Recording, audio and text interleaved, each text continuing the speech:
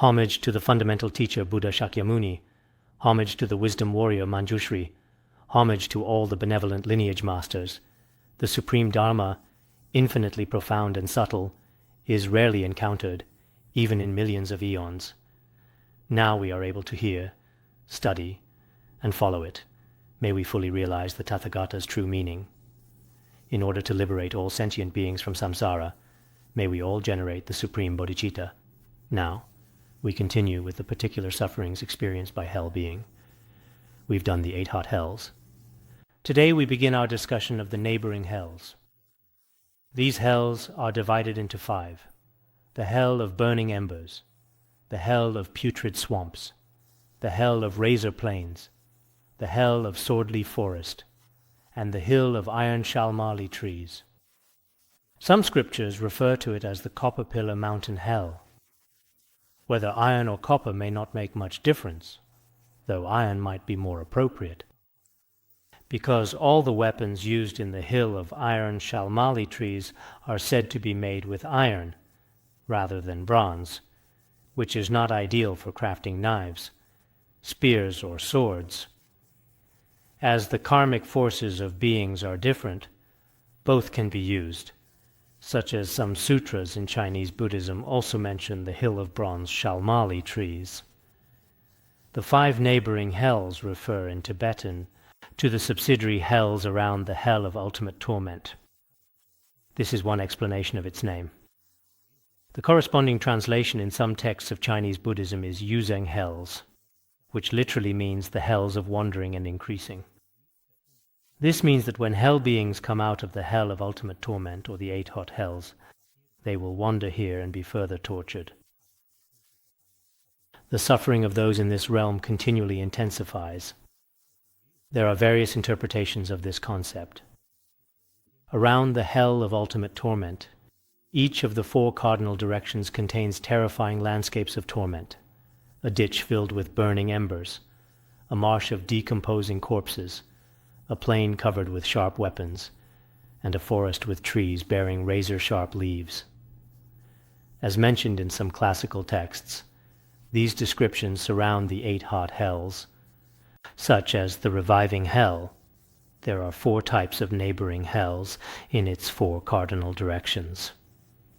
The same applies to other hells in the 8 hot hells, like the black line hell, or the rounding up and crushing hell.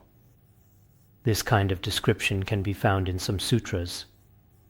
Similarly, the Sutra on the ocean-like samadhi of the visualization of the Buddha lists many kinds of hells. It introduces such as 18 cold hells, 18 dark hells, 18 minor hot hells, 18 hells of chariots of fire, and so forth. It provides extensive descriptions of these hells. In terms of the neighboring hells we discuss here, it details, for instance, that there are 50 billion hells of forests of swords, 50 billion hells of bronze śālmali trees, 50 billion hells of iron machines, and more. I remember that when Phuntsok Rinpoche taught us the words of my perfect teacher before, he said, "The 18 hells covered in the text are just a general categorization. The sufferings are classified based on the experiences of beings that we know, but there are countless others we are not aware of. And in fact, hell beings have different cognitions and past actions, so they experience different consequences.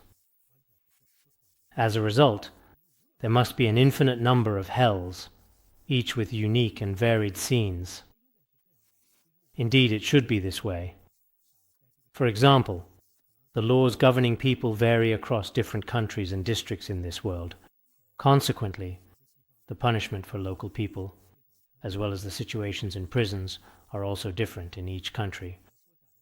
There are some institutions that investigate the conditions of American prisons or Chinese prisons. They have a group of people who spend their whole lives studying and researching prisons. In the end, the conclusions of their research may reveal that different prisons have different contexts. In the same way, hells have various conditions. Here, we converge categorizations of hells based on some dominant descriptions provided by such as the Sutra of the Right Mindfulness of Dharma, the Dirghagama Sutra, and the Vinaya Sutra. Therefore, the main categorization of hells in Tibetan Buddhism is generally consistent. So the neighboring hells we are discussing now are all the subsidiary hells surrounding the hell of ultimate torment. Among the neighboring hells, there is also one called the Hell of River Without Ford, which is mentioned in Finding Comfort and Ease in the Nature of Mind of the Great Perfection.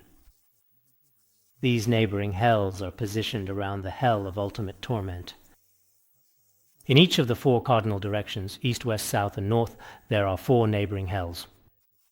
These hells total 16, featuring the landscapes previously described: ditches of burning embers, marshes of decomposing corpses, plains of sharp weapons, and forests with razor-sharp leaves. Additionally, in each of the 4 intermediate directions, southeast, southwest, northwest, and northeast, there stands a towering hill of iron śālmali trees, creating a landscape of unimaginable torment and suffering. The text describes the progression of suffering in the first hell, known as the pit of hot embers. Beings who have endured the hell of ultimate torment begin to experience a slight reduction in their karmic burden, allowing them to emerge from that realm. Previously, we explored the immense suffering of beings trapped in the hell of ultimate torment for extraordinarily long periods. Beyond this, there is mention of another realm in Vajrayana Buddhism called the Vajra Hell, where the intensity of suffering and the duration of existence far surpass even the previously described infernal landscapes, that of the hell of ultimate torment usually mentioned in exoteric teachings. Those who are reborn in these 2 hells are samaya breakers. It is good that nowadays many people pursue tantric teachings, but many of them don't bother knowing the samayas they must uphold after receiving empowerment. If it's about having a meal, then there is nothing to worry about as long as you eat and drink enough. However, if it's about entering the tantric path, it is not as easy and casual as having a meal. You must first examine the Vajra Guru before receiving their teachings and empowerment. Then, after you embark on the tantric path, you must uphold tantric vows such as the 25 essential samaya vows, the 8 branch downfalls, and the 5 root vows as taught in the Guhyagarbha Tantra. A tantric practitioner must uphold these samaya vows. Otherwise, it can lead to severe consequences. To be honest, when hearing some Sutrayana masters dissuade people from studying Vajrayana, I feel that what they say makes some sense. Entering the tantric path without studying the samaya vows is akin to a monastic who has taken the precepts for bhikkhus or bhikkhunis without learning them. They may all unknowingly break those precepts, which is very dangerous. The cause supposed to bring realization may instead become the cause that leads them to hell. Similarly, in Vajrayana, there is the Vajra Hell. Such as the Tantra of Knowing Samayas explains the degree of sufferings in the Vajra Hell. It also says in the commentary on the Guhyagarbha Tantra that, even if this material world is completely destroyed, the suffering of beings in the Vajra Hell won't end. In a split second they will be reborn in the Vajra Hell of other worlds, and will continue to experience suffering. So the lifespan and suffering in the Vajra Hell are immeasurable. Therefore, for Vajrayana practitioners, 2 vows are the most important out of all the samayas. First, you must get along with all your Vajra brothers and sisters with whom you received empowerment together, and refrain from slandering, hating, or even fighting with them. Second, venerate your root guru or Vajra Guru. If you've received tantric teachings and empowerment from them, but later you start to slander them due to some small personal reasons, this is considered a breach of samaya vows. Nowadays some people behave horribly.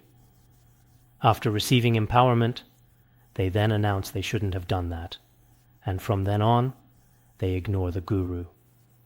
You can choose to ignore your partner today and talk to them again tomorrow in a mundane relationship. Such as some people nowadays, they get married today and divorce tomorrow, and then they get married again and divorce once more a few days later. Constantly back and forth, which isn't a big deal. It doesn't matter how they vacillate. However, in the context of Dharma, the guru-disciple relationship is totally different. The disciple shouldn't act capriciously towards his guru. He cannot leave, slander, and abandon his guru as he wants. Otherwise, these actions will sow seeds in the alaya consciousness that will bring great harm to this life and many lives yet to come. Therefore, we must be mindful of this. Now, continue with the pit of hot embers. At this moment, they see in the distance a pitch-black, cool shaded area or mysterious pit. After enduring such prolonged suffering in the hell of ultimate torment, they become filled with joy and hurry towards this seemingly peaceful place with quick steps. However, they suddenly find themselves sinking into an intensely burning fire pit, their momentary hope crushed by another layer of excruciating torment. As they are burned, their flesh and bones disintegrate, causing unbearable and excruciating pain. What initially appeared to be a wonderful trench or a particularly cool and pleasant shade, as described in some sutras, quickly transforms into a devastating trap. Just as they prepare to rest and seek relief from their previous torments, they suddenly plunge into the fire pit, experiencing intense suffering. When discussing the pain of such hellish realms, the anguish is so profound that it defies comprehension, a cruel deception that offers a momentary glimpse of hope only to crush it with even more extreme torment. When speaking of such suffering, many people do feel a hair-raising terror. Then, what causes rebirth in the neighboring hell of pit of hot embers? The main causes have been explained in the Sutra of the 6 Realms of Samsara, which has been mentioned recently. It is said that lay practitioners and monastics who break their vows will be often reborn in this hell where their flesh and bones get burned. The original verse states, "Following the path of renunciation, yet not upholding precepts, will cause rebirth in the pit of hot embers, with flesh and bones being burned." Therefore, lay practitioners and monastics who choose to be on the path and take the corresponding vows, but who fail to uphold the precepts, will be reborn firstly in the hell of ultimate torment, then fall into the pit of blazing embers where they endure immense sufferings that their whole body, flesh and bones, get burned. In addition, it says in the Abhidharma treatise on the establishment of worlds as spoken by the Buddha that the reason of falling into the pit of hot embers is that those beings used to throw living beings alive into a fire pit, hot sand or embers. So they themselves will be reborn in this hell. Or those who breach the monastic vows will experience the same suffering. Therefore, we should reflect on whether we've committed any action that can cause rebirth in the pit of hot embers in this life. If the cause has been made, then the effect will definitely ripen. Hence, we must purify our negative actions before our deaths.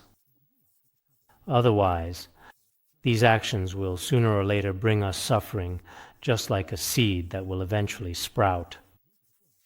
It's also similar to how a person who is poisoned will definitely die if he receives no antidote. When the suffering has arisen, at that time, it will be meaningless for you to regret it. Here, we have finished the suffering in the pit of hot embers. Now, the second type here in the neighboring hells is the swamp of putrescent corpses.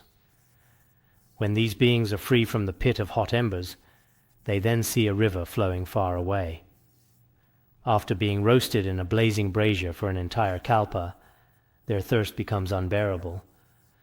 Upon seeing what appears to be water, they cannot help but rush forward with overwhelming joy, eager to drink and quench their desperate thirst. However, when they arrive at the supposed water source, they discover nothing of the kind.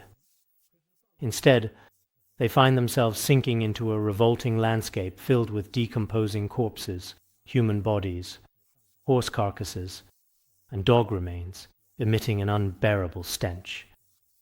Swarms of insects permeate the putrid, filthy mud, creating an environment of unimaginable disgust.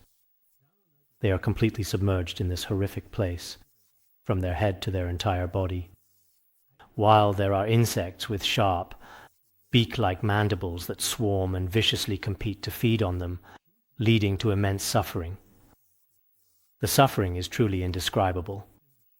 So, when these beings emerge from the pit of hot embers, they see there's a river outside. They want to go there to drink, but only find out that this is not a real river. It turns out to be filled with extremely impure things, which are just like the filth in toilets. However, they have already fallen into it with their whole bodies, experiencing immense suffering. Then, what causes the rebirth in the neighboring hell of the swamp of putrescent corpses? The main cause is that some people, when they are still alive, deceive others to get offerings from the faithful in various ways.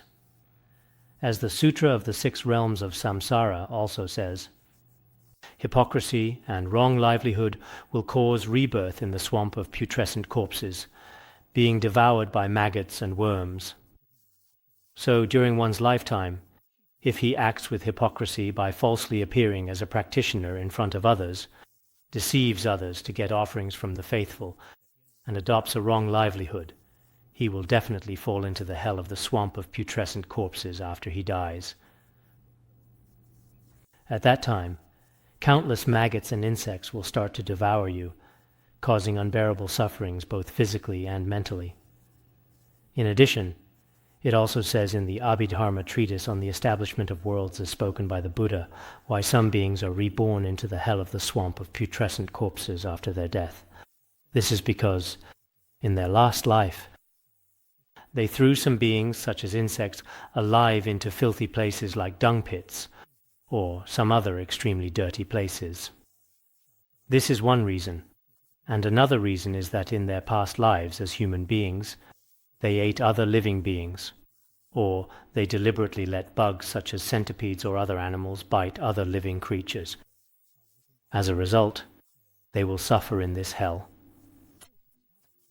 I often think that nowadays, many urban dwellers gather in restaurants and happily devour living insects, fish, shrimp, and other animals.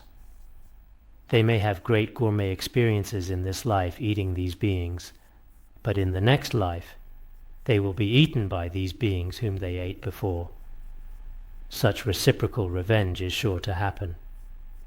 So for the people who run restaurants, or those happily eat these lively creatures, only a few decades later, they may be reborn as these creatures and be eaten by the beings they once consumed. Therefore, we can see that many people have committed many misdeeds, but sadly, they never realize it. Instead, they think they have money and power, and are living a very happy life. A few days ago, I went to Hongyuan County for a life release. The Tibetan herdsmen there are relatively wealthy, but they kill animals horribly. Due to the impact of economic society, many young Tibetans don't pay much attention to the law of karma, and instead they prioritize actions that help them accumulate money. They feel that they need money in order to live a good life, which includes buying items such as a motorcycle, a car, a house, and so forth. However, they obtain money by killing many animals, which is terrifying. Nowadays, killing animals is a serious issue in the Tibetan region. It is even worse in cities in the mainland area of China. For some wealthy people, the negative actions they commit in just one day can cause them to be trapped in hells for innumerable years. It is really horrific. Therefore, we can see that many people are unconsciously creating the causes of such suffering in hell. If these negative actions are not purified by proper confession, the only thing that awaits them after this life is hell. Whereas, what many people usually worry about is only their present life, such as, what should I do when I get old? Will I have health insurance and pension? When I communicate with some people living in big cities, even including some Buddhists there, I also notice that most of them are not concerned with the possibility of being reborn in a lower realm. There are two reasons for this phenomenon. On one hand, they don't believe in the principle of cause and effect, so they pay no attention to the next life. On the other, they are especially attached to this life. While for a true practitioner, it doesn't matter how one lives for just a few decades in this life. After all, no matter how magnificent the house is and how luxurious the car is, they won't stay with you forever. Once you leave this world, the only thing that will follow you is your karma. This is also why many past eminent masters and practitioners attached great importance to the next life. I recently read the biographies of two disciples of Jigme Lingpa, Jigme Trinle Ozer and Jigme Gyalwai Nyugu. They both expressed how deeply afraid they were of bad rebirth and negative karmic consequences. In comparison, nowadays many practitioners, including some monastics with fame and wealth, don't seem to care about what will be happening in the next lives. All they talk about are mundane matters such as money and status, which clearly shows that they are actually not true practitioners. From this perspective, I really feel that nothing is more important than being a true practitioner. I hope the fellow Dharma practitioners can develop a sincere renunciation towards the worldly life after studying the words of my perfect teacher this time. Or at least you should cultivate a genuine fear of being reborn in the hells. Because with such fear, you will definitely be mindful of what to do and what not to do in this life. Otherwise, if you fear nothing, your practice will become merely a formality. Nowadays, many practitioners like to pursue the high teachings, or the most profound pith instructions. I've thought about this over and over in my mind, but I still insist that we must first practice Nyondro well, especially starting from the common preliminaries. Without the solid foundation of the common preliminaries, no matter how supreme the teaching is, it is of little use to us. If the high teachings were beneficial to everyone, I wouldn't have hesitated to give all of you the teaching. I have received many teachings from my great guru, so I should be able to teach you the text. As long as it can truly benefit everyone, as a Mahayana practitioner, I am very willing to offer you a lot of tantric teachings and empowerments, even if by doing so I myself may have to fall into hell. Well, I am not very familiar with bestowing empowerments, but it is not too hard, and I can learn it in a day or two. Then I can go everywhere to give empowerments and pith instructions. But will this be good for everyone? From my experience of studying and practicing the Dharma in the past many years, the most beneficial thing is to establish a solid foundation, especially understanding the rarity of human life, the impermanence of life, the law of karma, and developing the fear of the sufferings in hell. Some old practitioners I know would always say, "Alas, will I fall into the lower realms?" They were very scared of this. But nowadays, most practitioners have no feeling about it. Although I may not have practiced well, I do fear being reborn in a hell. Sometimes when I read about certain Buddha names that can prevent a bad rebirth, I would be very happy and start to recite them immediately. Recently, I went through my old notes and noticed a mantra. Phuntsok Rinpoche said that recitation of it could prevent us from being reborn in the lower realms. I was so happy that I recited it for quite a long while. I did this because I believe that in this life and in my previous lives, I must have committed numerous misdeeds that could lead to rebirth in the hells. but now I can avoid a negative rebirth through the recitation of the Buddha's names, mantras, or engaging in Dharma practice, then this is the most reliable way to ensure a good rebirth. So I hope many people here, after studying the preliminaries practice this time, firstly, can truly develop an aspiration for genuine practice, and won't go after transient fame and wealth that hold no true value in the long run. Secondly, everyone must believe that lives in the future constitute an extremely long journey, during which every being suffers a lot. It is really frightening when we talk about the sufferings of hell.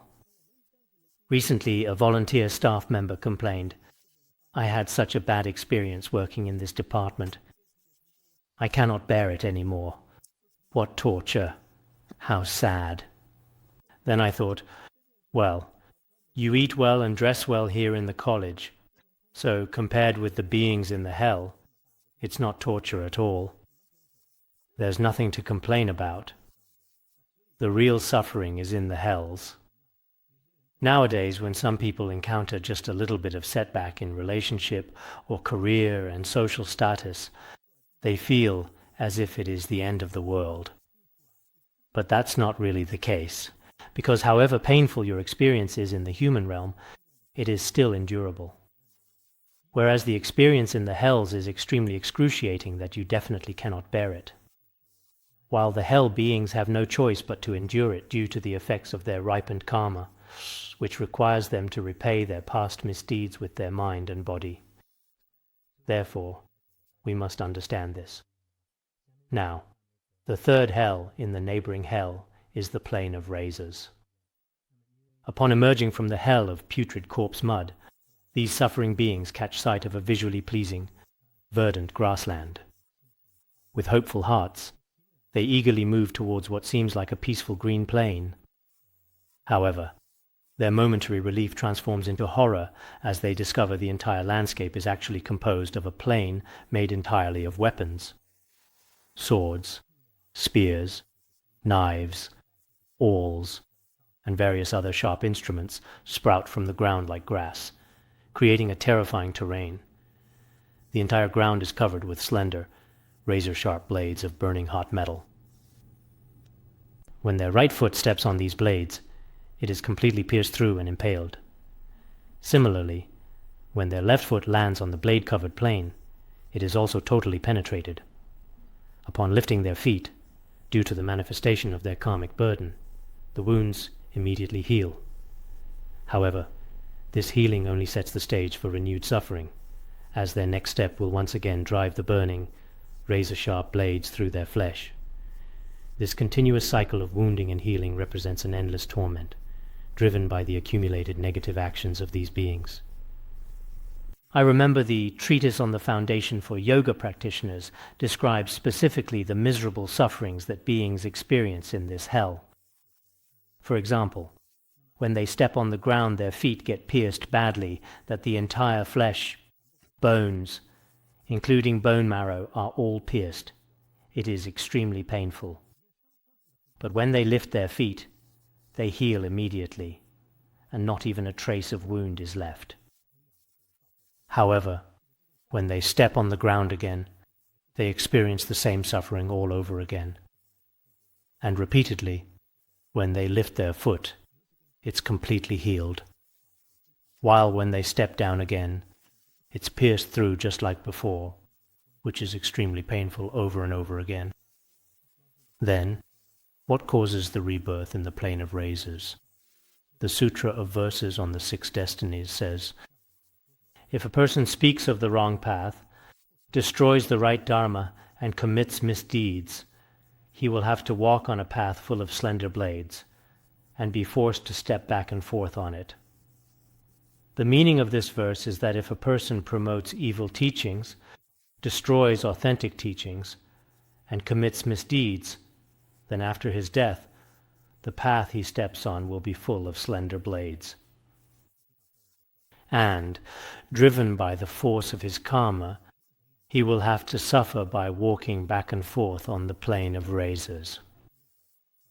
The Sutra of Verses on the Six Destinies was translated by Dharmadeva, who was a translator from central India during the Song dynasty. And the Sutra of the Six Realms of Samsara, as I just mentioned before, was compiled by Master Asvaghosha. The Sutra of the Six Realms of Samsara was later translated into Tibetan during the Northern Song dynasty by Rinchen Zangpo, who was also an Indian Lotsawa, as well as the Abhidharma treatise on the establishment of worlds as spoken by the Buddha that I mentioned earlier. It was translated by a Western Indian.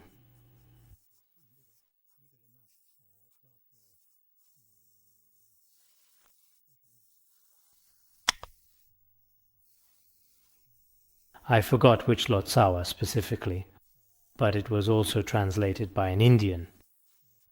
These sutras and shastras really provide numerous solid and profound scriptural evidences, all of which have been included in the Chinese version of the Tripitaka.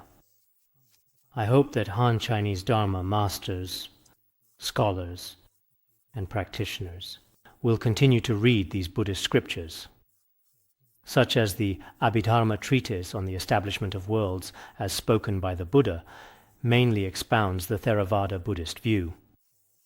The content of it is much the same as the Dirghagama Sutra. While it is categorized as a treatise instead of sutra, I think that the translator of it wanted to include the treatise here as the Abhidharma Pitaka of the Tripitaka. So sometimes when we look back at history, whether in the Tang dynasty or Song dynasty, many famous Lotsawas in China were all from India.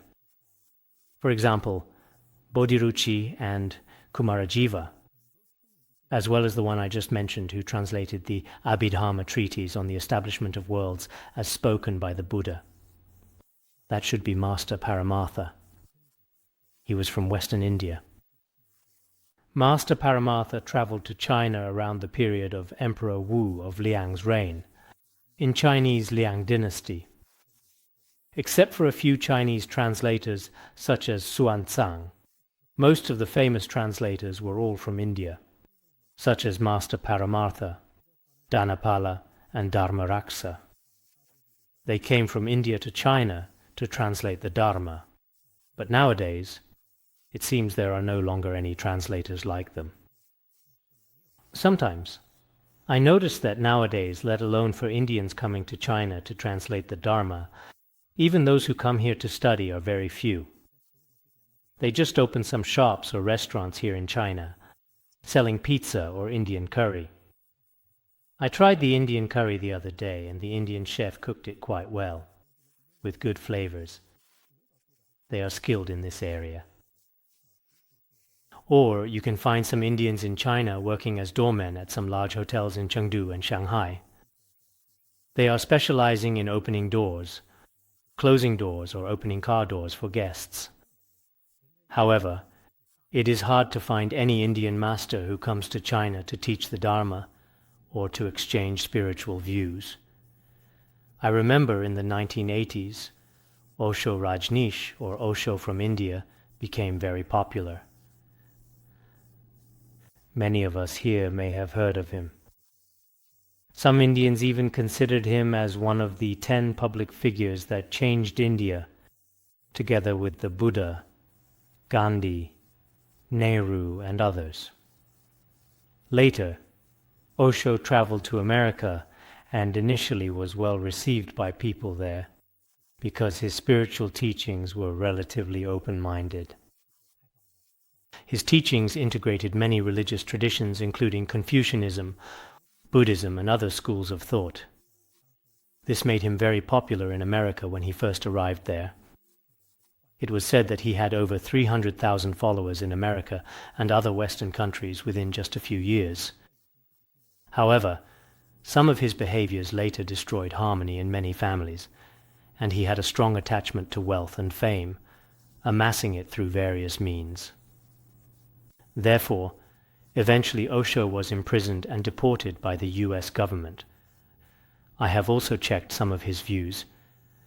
For example, he claimed that Jesus, Muhammad, and the Buddha only led people to deviate from the right path, and that the only right and reliable religion in the world was his.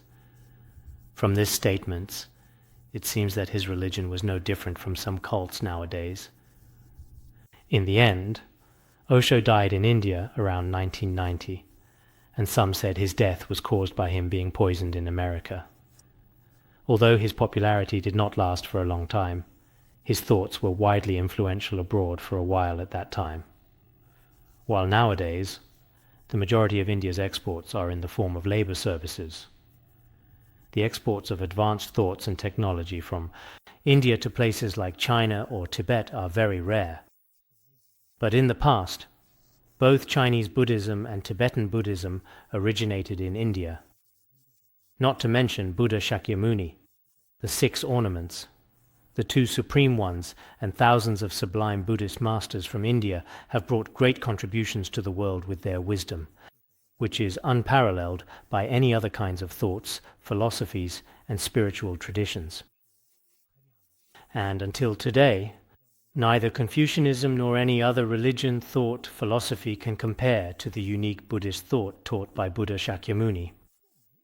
Among all the people listening to this teaching now, I believe many are intellectuals who have already studied various kinds of knowledge.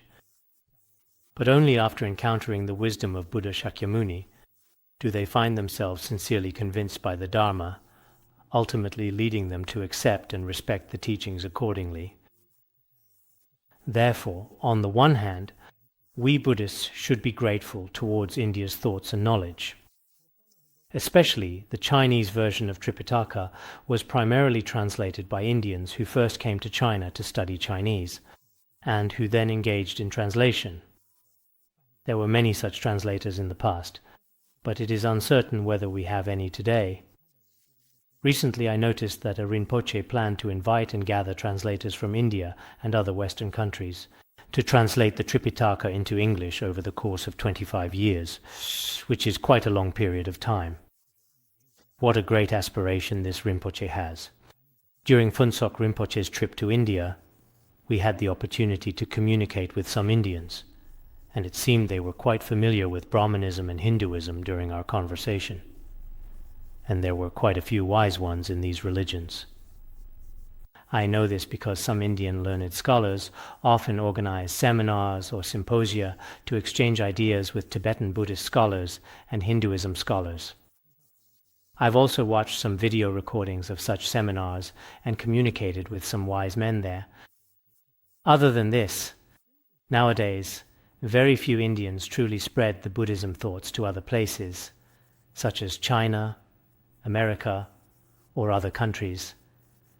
Thus, different figures may appear during different eras. In comparison, nowadays it is Tibetan eminent monks and masters who spread the Dharma to the West, including countries in Europe, North America, South America, and more. There are quite many of them. It is not because I myself am Tibetan that I greatly praise other Tibetan masters.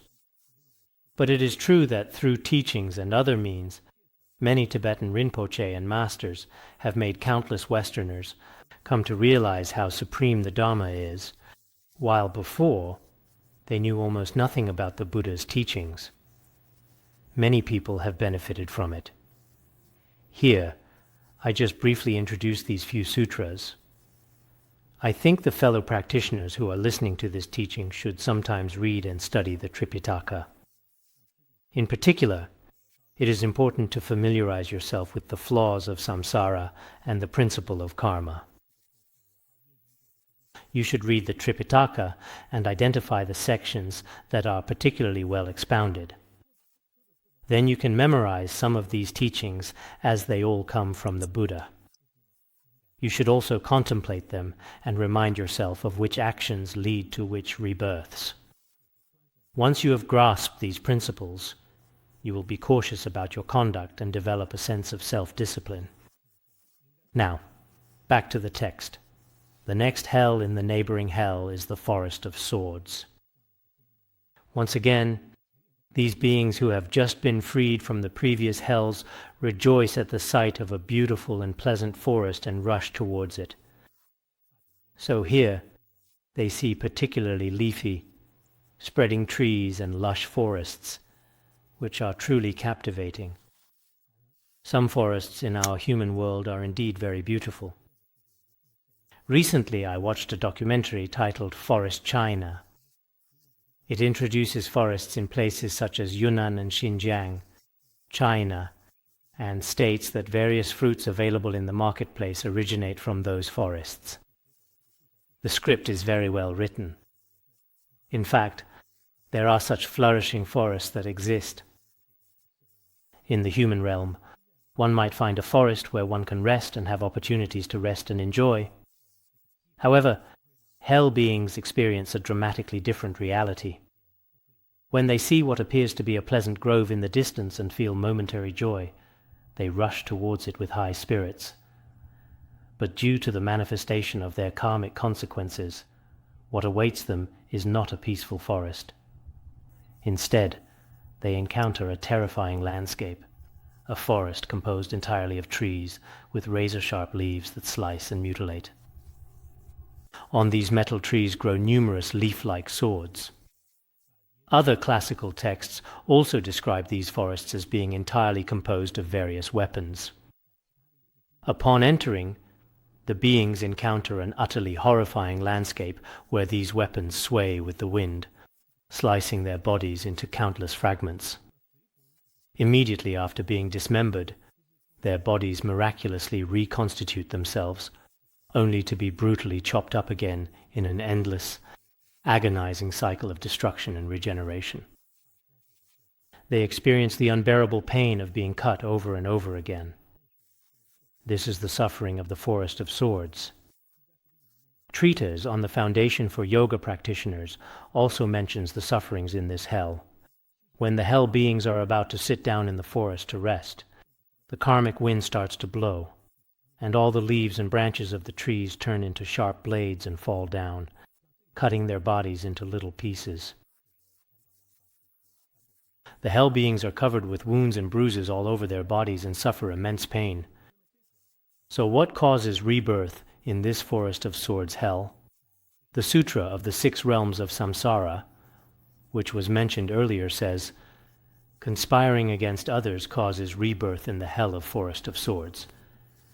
This verse means that if we harm others through various bad actions and intentions, often described as a person plotting against someone, such actions will cause rebirth in this hell. In addition, it says in the Abhidharma treatise on the establishment of worlds that those who used to, or those who like to fight and harm others with swords or various other kinds of weapons, will fall into the hell of Forest of Swords after death. Furthermore, in this hell, there is a rain of weapons, such as spears, knives, and needles, falling upon the hell beings' bodies. Then their entire body becomes a source of suffering. There is such scriptural evidence that describes the phenomenon in this hell.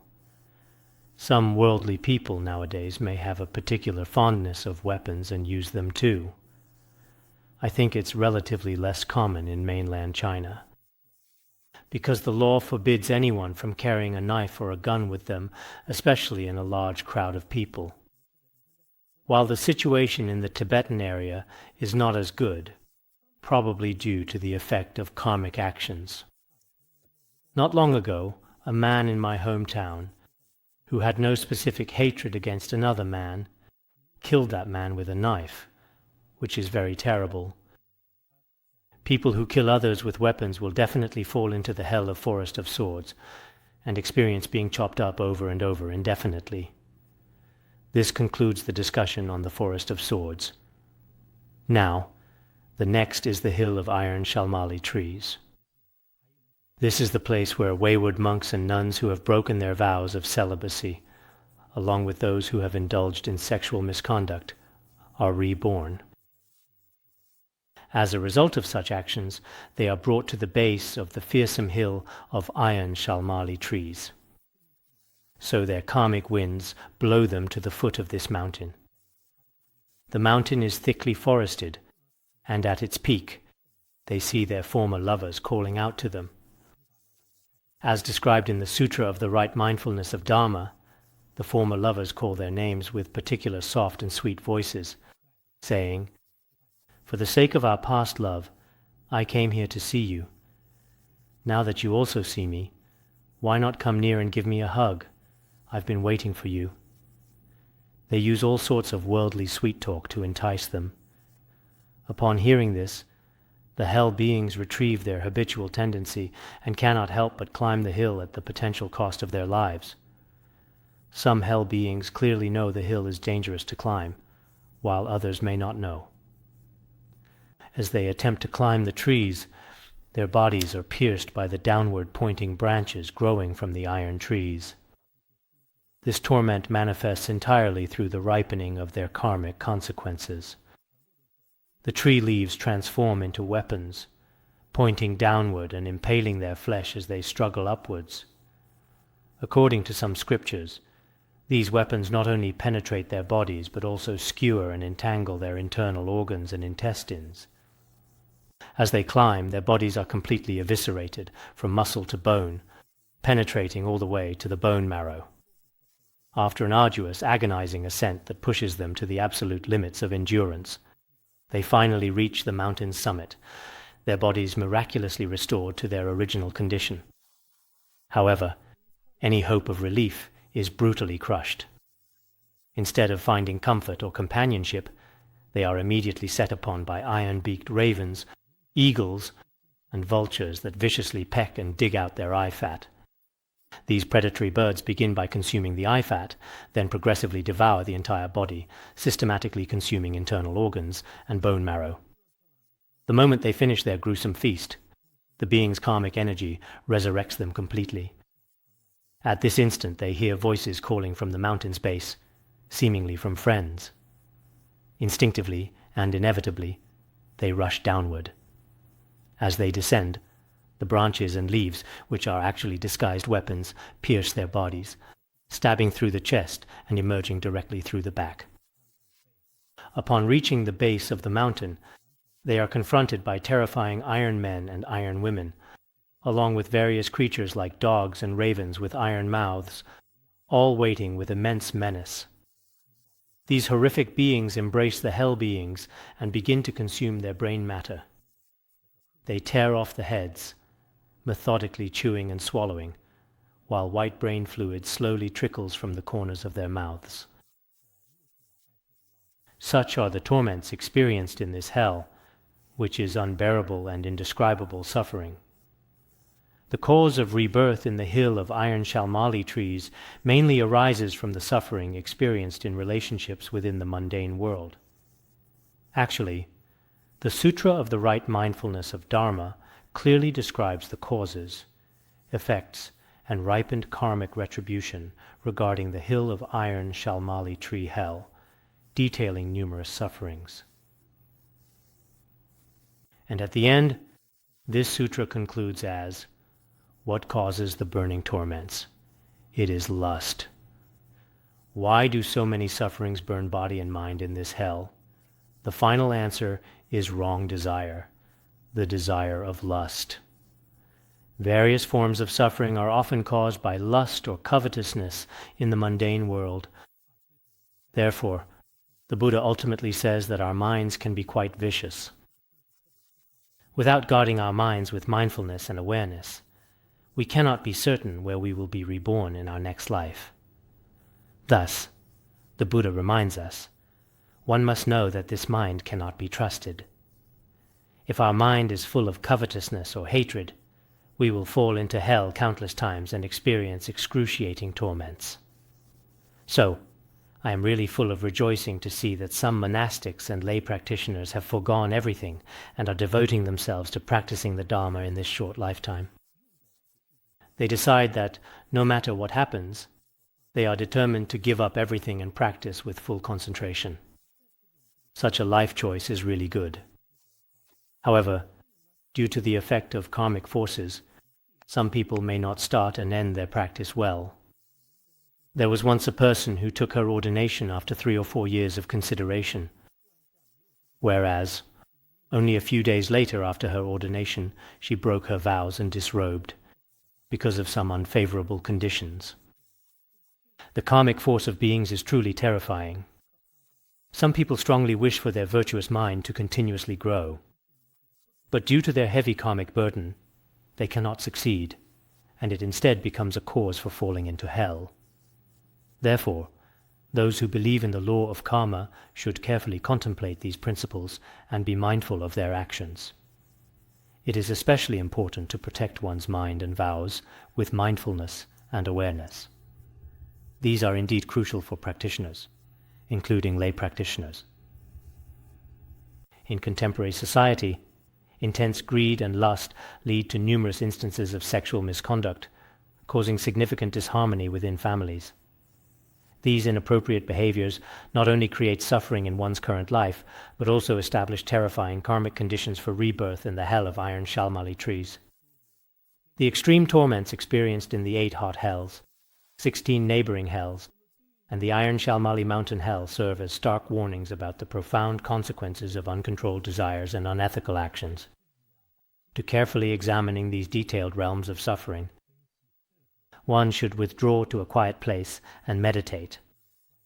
This is what we are supposed to do when practicing the Dharma, to reflect and meditate on what you have learned in a quiet place. Recently a person asked me, "May you please give me an instruction for meditation?" I answered, "The common preliminaries we are studying are all instructions for meditation." The person replied, "Oh, not these. I want a better instruction." I said, "No matter which realm we find ourselves in, there is no instruction better than this. This is the most supreme meditation instruction. Therefore, we should put the teachings into real practice. It is not sufficient just to understand the meaning of the teachings.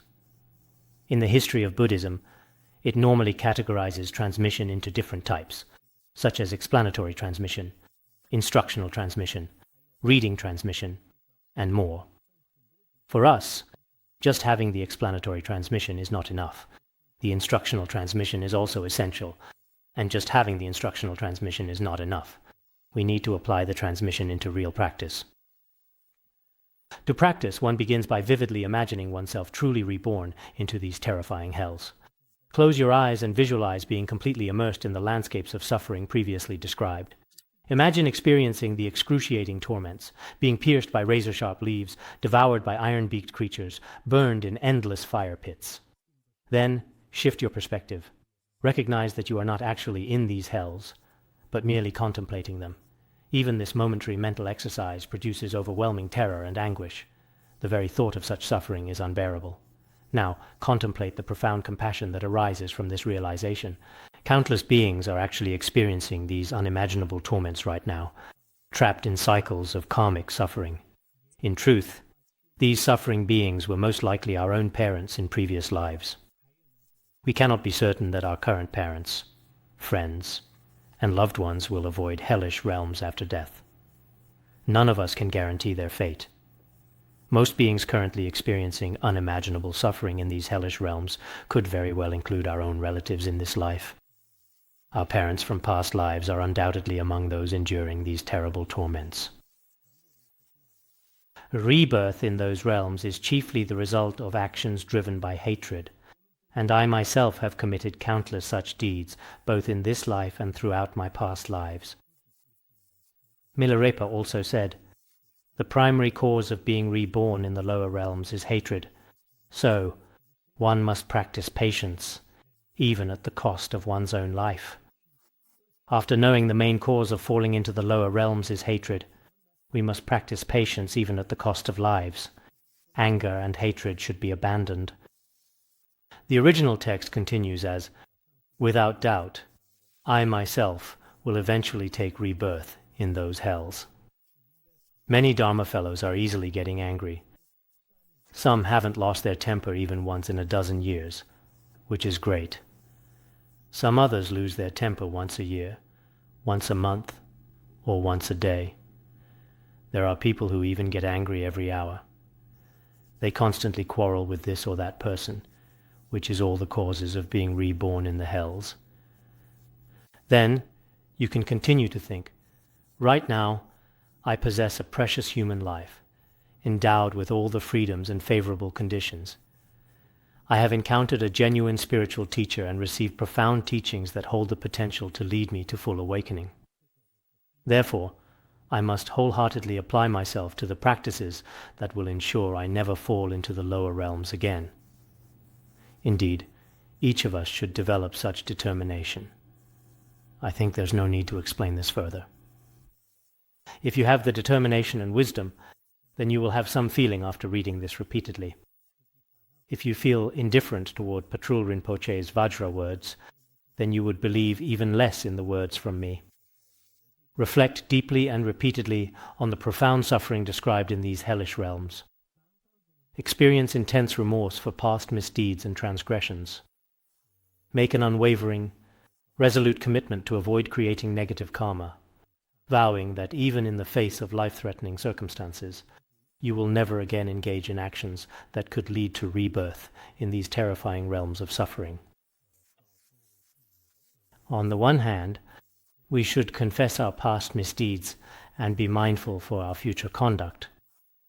On the other, with boundless compassion for those currently suffering there, pray that they may be liberated from the lower realms this very moment. We really should think in this way. Everyone should practice with complete preliminaries, main practice, and conclusion, as mentioned above. Especially as Patrul Rinpoche teaches here that many of our parents, loved ones and friends of previous lives are suffering in hells right now. Why? Because most of them have hardly performed any virtuous deeds, let alone for them to create the karma of going to the land of great bliss, but only the cause for them to be reborn as a human is limited. You can simply recall what your deceased relatives and friends did, or look at the actions of those who are still alive. It is almost certain that they will be reborn in the lower realms after death. So we should sincerely wish to release all the hell beings that are suffering currently. In order to save all hell beings from the excruciating torments they are enduring, let us recite the mantra of Avalokiteshvara together. Om Mani Padme Hum. Om Mani Padme Hum. Om Mani Padme Hum. Om Mani Padme Hum. Om Mani Padme Hum. Om Mani Padme Hum. Om Mani Padme Hum. Om Mani Padme Hum. Om Mani Padme Hum. Om Mani Padme Hum. Om Mani Padme Hum. Om Mani Padme Hum. Om Mani Padme Hum. Om Mani Padme Hum. Om Mani Padme Hum Hri. Om Mani Padme Hum Hri. Om Mani Padme Hum Hri. Om Mani Padme Hum Hri. Om Mani Padme Hum Hri. Om Mani Padme Hum Hri. Om Mani Padme Hum Hri. Om Mani Padme Hum Hri. Om Mani Padme Hum Hri. Om Mani Padme Hum Hri. Om Mani Padme Hum Hri. Om Mani Padme Hum Hri. Om Mani Padme Hum Hri. Om Mani Padme Hum Hri. Om Mani Padme Hum Hri. Om Mani Padme Hum Hri. Om Mani Padme Hum Hri. I hereby dedicate this, and all merit accrued throughout the 3 times, to the welfare of all infinite beings. May each and every one of them swiftly achieve the state of the noble Avalokiteshvara. Here it is required to put the teaching into practice, complete with the methods for the beginning, the main part, and the conclusion. Each meditative instruction has been elaborated in the 3 supreme methods. This is also emphasized in A Guide to the Words of My Perfect Teacher. So I didn't expand on this today, due to time limitations. Whenever we hear about the torments in the hells, we'd better put it into practice by visualizing the unbearable sufferings we will experience if we are truly reborn in these hells. Then, we should check whether we've already committed the misdeeds that can cause rebirth in these hells. If the answer is yes, the effect of the actions will definitely ripen if we don't purify them. Therefore, we must make a great effort to confess our negative actions. This is very crucial. As the Dirghagama says, What are the two actions that cause rebirth in the lower realms? One is breaking vows, and the other is abandoning right views. Therefore, if we break precepts after entering the Dharma path, or without right views, or abandon the right views, such as the law of karma, we will definitely fall into the lower realms if we don't confess properly. Most of the Buddhists do believe in the law of karma. However, many have not truly practiced due to their ripening karma or being influenced by the surrounding environment. Therefore, when we are studying the words of my perfect teacher, our mind should be transformed accordingly.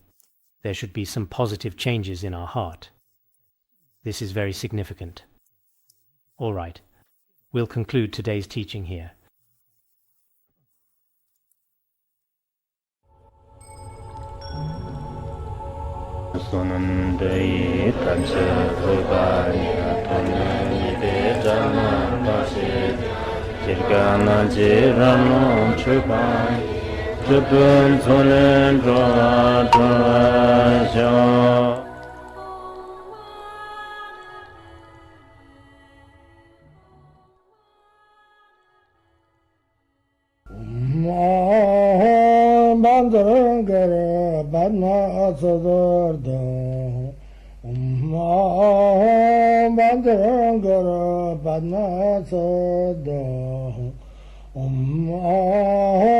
Bandara